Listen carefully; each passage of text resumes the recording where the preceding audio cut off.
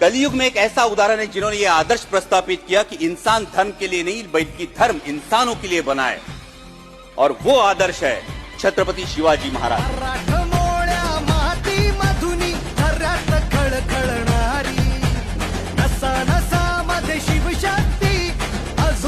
माझ्या महाराष्ट्रानं तत्व, निष्ठा आणि स्वाभिमान जपला, आणि या निष्ठेचं, या स्वाभिमानाचं प्रतीक आदरणीय शरदचंद्रजी पवार साहेब बनून राहिले।